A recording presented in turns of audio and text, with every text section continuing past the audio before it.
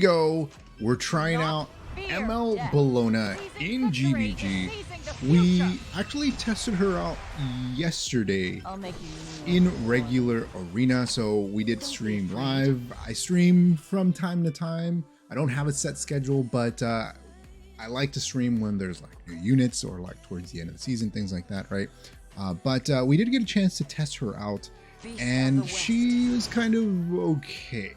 We also tested her out on a lifesteal build. So we had her build Omega Tanky on lifesteal, like 20k HP, right?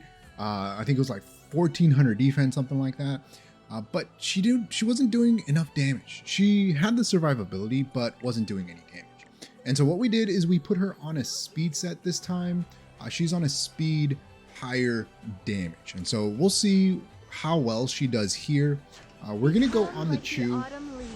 She's 300 crit damage, 3.6k attack, so nothing insane. And I don't know if she's gonna survive this because it's gonna be a lot of damage incoming. So S1 into S2, potentially 1 to 2 hits can one shots. Yeah, it's risky because the Chew is our biggest threat here. The great thing though is that we're gonna get hit with a lot of AoEs, so that's gonna proc our ML Bellona. And we do have her on Sigurd's sight, so if she drops below that threshold, she'll be able to heal some. But we'll see how this goes, because all it takes is just the S1 into S2 proc from that Chew, and it could be GG for us. We're just gonna go ahead and full heal here, and then we'll just start S1ing.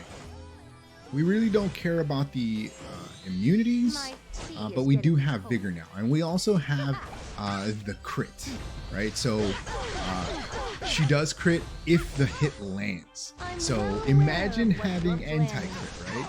And that's kind of the reason that we brought her into this team. They get anti-crit buff.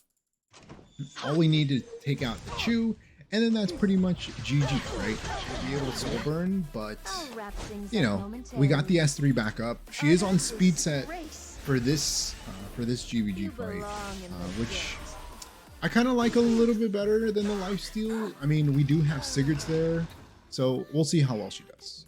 Same team comp. We're playing her as a solo carry. This time up against a lot of incoming damage. So we're going to push her up. We do have her at like 180-ish speed. And we're going to see if we can try to kill this Arby. Unless he's on like Dreamblade or something. I think we should be able to. So S3, 11k, not too bad. Again, no attack buff, just like full support on our team with the Rowana, the counters here. And I think we should be okay. We got 2 revives. I'll go ahead and put up Rowanas. And then the only reach though that we have is going to be the S2 attack from ML Bellona, which we kind of have to hope that we proc. If we do end up killing Belian before then, but I don't think so. I think we'll be fine. So we'll go ahead and do a full cleanse here. We will get blinded, which is unfortunate, but we will proc the S2 after this, right? And so that's kind of the thing. Ideally, I would like her on like a counter build because she really wants to get that immunity up. So we'll go ahead and S1 here. That's nice. So we'll kill here. We'll get Vigor buff, which is nice, right? Gives us a bit more survivability. And then we'll go ahead and heal back up to full, and then we'll kill with the ML Bellona. So, I mean, not too bad, right? I still feel that she's missing something. I'm not sure what it is. I guess I'm comparing her to SSB too much, right? I mean, it's pretty much the same unit, except ML Bellona doesn't have all of those. All right, here we go. Final fight up.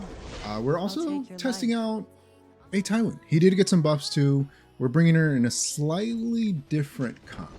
And so there aren't too many debuffs on the opposing side, except for the Alencia, right? Except for the Alencia. So what we'll do here is we'll see if maybe we can, I think we'll just go S1 into this one. No provokes, that's fine. I think we'll just S1 here. No provokes, that's fine. But we do have something to face anti-crit, right? Which is ML Bellona.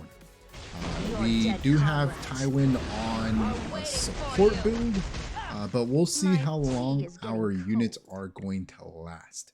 We'll just keep working on it. We'll keep working on DN. We'll see how much damage we can deal with the Vigor buff on the S3. 14k damage, that's actually not too bad. That's not too bad. With Vigor buff, if we would have had Vigor buff plus attack buff, I think that would have been pretty crazy, right?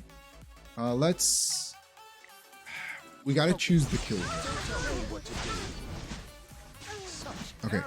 I think we can soul burn S3 here. We don't ignore F-res, but maybe if we can stun defense break, that'll actually be really nice. Okay, that'll proc our ML Bellona, defense break and anti-crit. Alright, that's very nice. We'll go S1 here.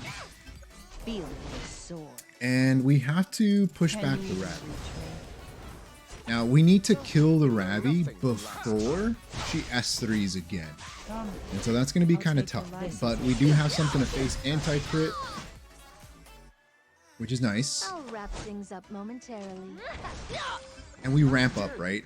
And we just soul burn and potentially get some more stuns and defense. So now we just control. This Ravi's on Proof of Valor. There's the defense break and the stun, which is great. And then this Ravi's pretty much CC'd. So, I mean, you could bring her full support, kind of like what we did, right? Or bring her on a slightly more aggro team comp. We'll go ahead and push back the Ravi here. And just S1, let's see what kind of damage we can deal here. Almost 20k, of course, through defense break. But, I mean, overall, not too bad. All right, so here she is, Lone Crescent Bellona.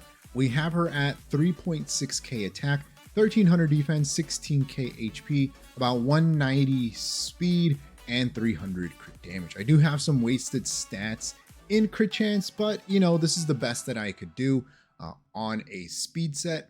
I do like her taking turns faster. Like I mentioned earlier, I tested her out on a lifesteal set, which I think is good, but it does really need to be cracked in order for you to be able to deal damage to lifesteal enough and be tanky enough to survive.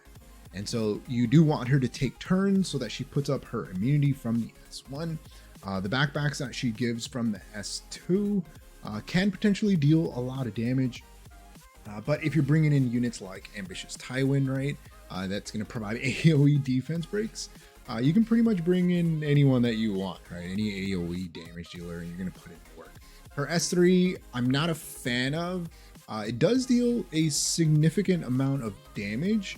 However, it does have this vigor condition. She gives herself vigor after she S3s, but you have to kill in order to give vigor to everyone else. And I think that by the time that you kill one unit, giving vigor to everybody else doesn't really matter.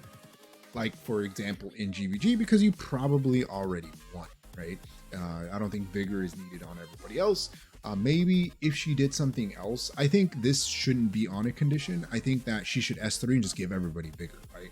It's on a 4-turn cooldown, so you're more than likely not gonna get to soul burn S3 right out of the gate, unless you build her like on an aggro team where you have like a book or a mage with a book or something like that. So I think that would be completely fine, right? Why not just give her or let her give vigor to everybody when she S3s? I think that'd be fine. Remove that condition. Otherwise, she's kind of like an overall okay unit.